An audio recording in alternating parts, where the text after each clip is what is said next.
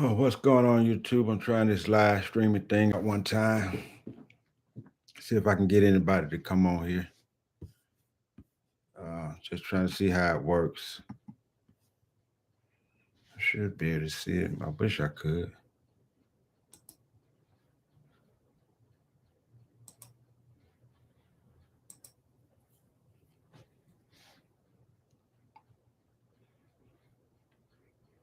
Just gonna try to talk about a little music. Music. Music. Music. Music.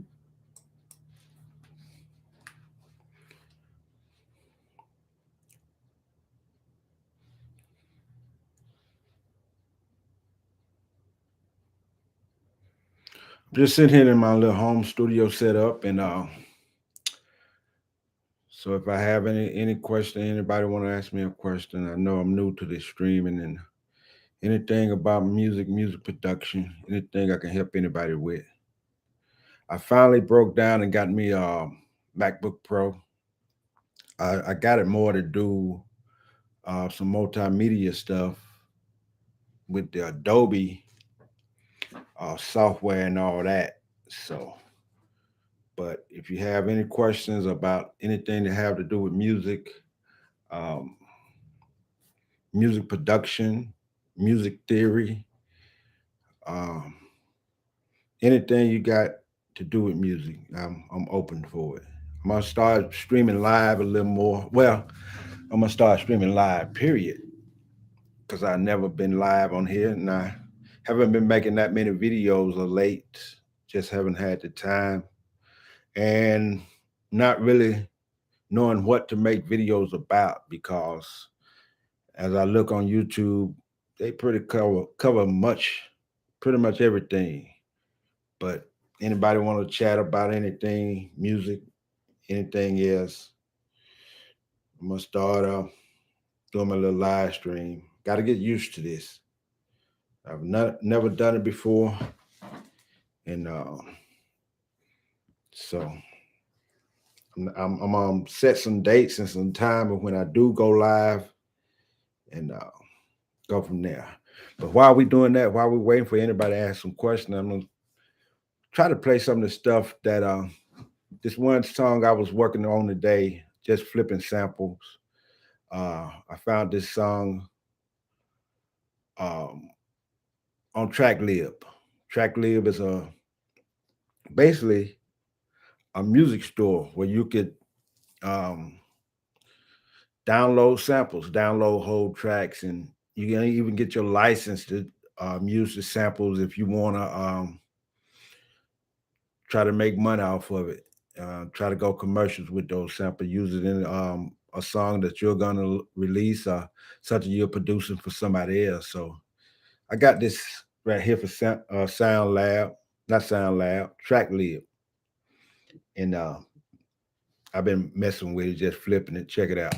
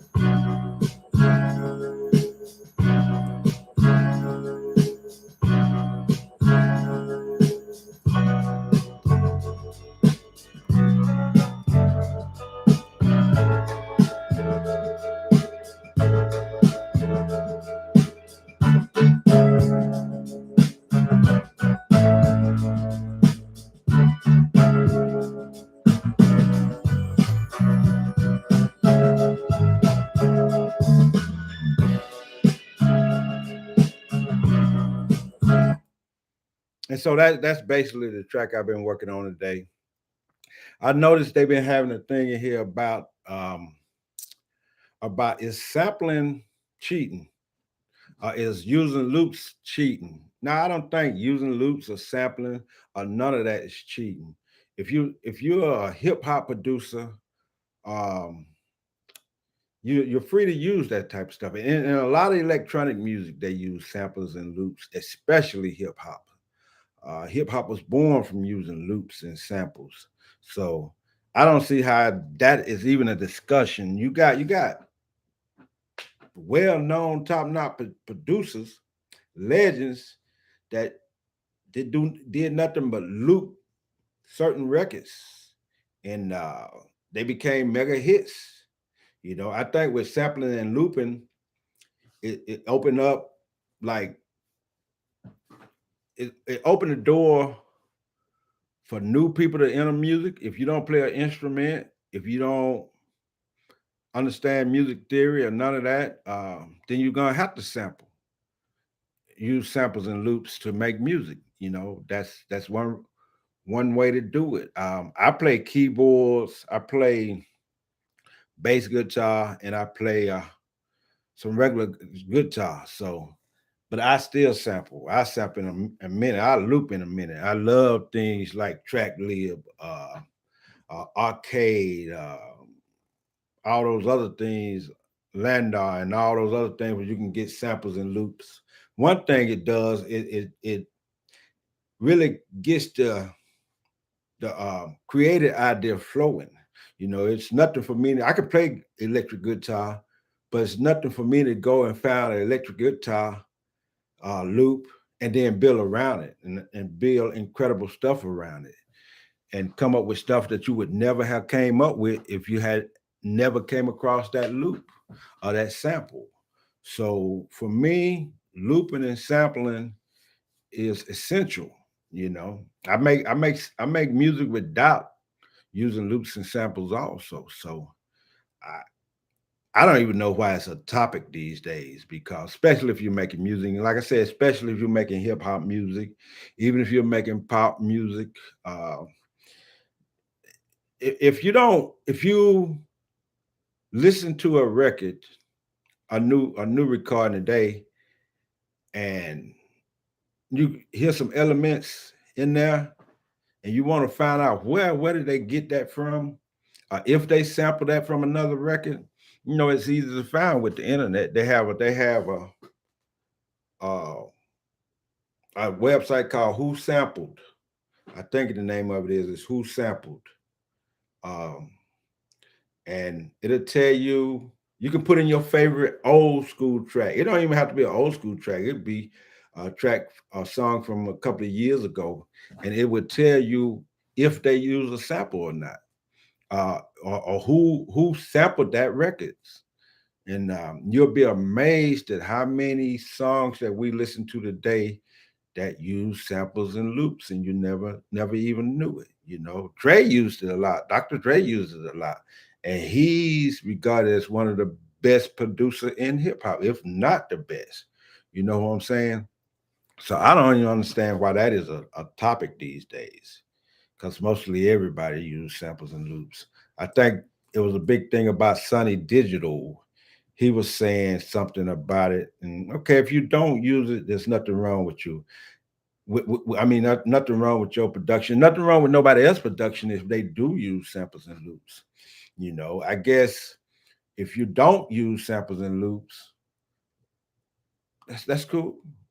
You're a creator. That don't mean you're a better producer. In it might mean that you're a better instrumentalist, a keyboard player, or whatever. If you don't, but that don't mean you're a better producer, because we all know that some of the better production was done with samples and loops. Some of the most popular songs have samples and loops in it. So, like I say, I don't see why it's a big deal. I really don't. But that's just my take on it, man. I think that just making music, period, no matter how you do it, you know, you even if you use a sample, if you take a loop, something like let's go back to MC Hammer, Can't Touch This, and use that loop, that Rick James Super Freak loop. It brought something new. Super Rick James, Super Freak was an old record that a certain group of people listened to. Hammer used it. I guess whoever produced that song used it. Hammer rapped on top of it. Now you got a whole different groups of people listen to it, and then a lot of times that new group will go back and listen and start liking the old record because a lot of them never even knew that record existed until somebody sampled it. You know, you know. Another thing I like to address is the streaming thing. Everybody I hear old school cats. I'm an old school cat. I've been messing around with music for 20 to 25 years now, and I'm not I'm not famous or nothing or known for it. I did a lot of local stuff for local rappers and groups and stuff like that over the years, and um but another thing is about the streaming thing, about how streaming only pays so much. But here one thing to think about with the streaming services. If you're a 20-year-old, 25-year-old, 30, however old you is, and you're producing and you're making music and you're uploading to stream, you can promote your music for the rest of your life. It can be there forever, as opposed to being in a record store, which you're not gonna be able to sustain that shelf life in a record store like you had to do years ago, where with the streaming services, what it take $19 a month, um, $12 a month, whatever the cost is, and not a month, a year. I'm sorry, $19 a year, and you can pay that year after year after year, and you can produce an album. I mean, you could promote an album for forever, promote a single forever, doing that. So I think that is a great thing. I think that is building what you call intellectual property and being able to use it. Anytime you produce a song, you're developing intellectual property. Um, so, but it's different if you make it and it got to sit on your computer somewhere, as opposed to you making it and being able to deliver it to the world for little or nothing. So I think you should get more into promoting your stuff and putting your stuff out, and like I said, that could if it make $100 a month, if it make $100 a year, you never know what it's gonna do with the social media apps like TikTok and all that type of stuff. And you never know where that thing gonna go. But you got to put it out there for people to see it, and you got to keep it out there for people to see it. The more you keep it out there, the more people will see it. So I think, you know, I think a lot of people overthink music production. Have music production got easier? Yeah, a lot easier. Like I say, I've been doing it for 20 to 25 years, and with the software and uh DAWs, DAWs, the price of them and the subscription based type stuff, it allow a lot of more people the opportunity to um, to be able to produce music like Pro Tools. Pro Tools have been, for the most part, expensive, and it's still kind of expensive. I think it's like $39 a month to month subscription, uh, $300-400 for a year subscription, but it allows you to be able to even use Pro Tools with that subscription based thing, because I never would have spent six, seven, $800 on some software, but I can and I will subscribe to it. I can buy Pro Tools right out, but I'm not gonna buy it because I don't use it like that. I subscribe to it to basically learn it, um, the ins and out of Pro Tools if I ever need it, if I ever run into it. And if I use it again, I just uh restart my subscription. So that's, I think, is is the thing with that. I would highly suggest that you start subscribing, and that's a way to learn different DAWs. You learn different DAWs like that. I have subscribed to Pro Tools. I have Reason now, mostly a Reason. I mostly produce in regions, propeller head Reason. Whatever, all kind of subscription based. I have tried them all. Then even the other things like Arcade and Landar and TrackLib and I think Splice. I've had subscription to all that stuff and tried all that stuff, and I see where it all come in handy. You don't need all that. You don't need all. You don't need to subscribe to everything out there. You just need to. I think it's a good way to find out which DAW, which plugins work for you. I had Slate Digital, which is, I think, is a great. Um, it just only thing I don't like about Slate Digital is that once your subscription in, whatever you produce with Slate Digital plugins, you can't go back to it. You can't. You're gonna have to subscribe again to even like uh, export that stuff. You can't export it once your subscription is over, because when you open up your DAW, you're gonna have to sign in and Slate Digital. So, but other than that, I think it's a phenomenal deal. It's a phenomenal package when you're talking about compressors and equalizers and things of that nature, reverb and all that, delays. It have a wide variety, and it looks great. That's the main thing about Slate Digitals. Uh, it looked great. It looked like the real deal. You know what I'm saying? So that's I think that's good. So I just on here running my mouth for a minute, just trying this live stream thing out since I finally bought my got my MacBook Pro. So I'm gonna try to do this a little more. Try to come up with some stuff to talk about as far as like music production or anything else that you want to talk about. So hopefully we'll get to do this again. If you want to, um, if you think it's a good idea, me going live, just leave a comment. And let me know, and I'll start doing it a little more. If you have any questions that you want me to address um, when I do go live again, um, just leave a comment, ask the questions, and I'll try to answer it as best as I can. I don't put out too many more videos.